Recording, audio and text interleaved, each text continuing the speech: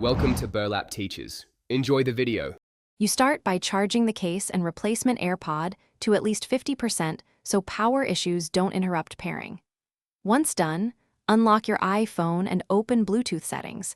This primes the phone to discover new devices. Press and hold the case setup button for about 15 seconds until the status light flashes amber then white. That resets the case's pairing memory and forces it into discovery mode, which is required for a replacement bud to register correctly. You now place the replacement AirPod Pro 2 into the reset case, making sure it seats and the magnet clicks so charging pins align.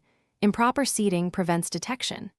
Keep the lid open and hold the case close to your unlocked iPhone so the automatic setup card appears. Tap Connect, then follow prompts to pair. This writes the AirPods ID to the case and your iCloud account, ensuring it syncs across devices. Make sure firmware updates install if prompted to finally. You finish by testing audio and the microphone with a short call or a voice memo to confirm the replacement AirPod functions correctly. If the bud didn't pair, make sure the case was fully reset, then toggle your iPhone's Bluetooth and retry. Sometimes a reboot of the phone clears lingering pairing caches. If the AirPod still won't connect or shows charging faults, try a different case or contact Apple support because it may indicate a hardware or serial mismatched issue.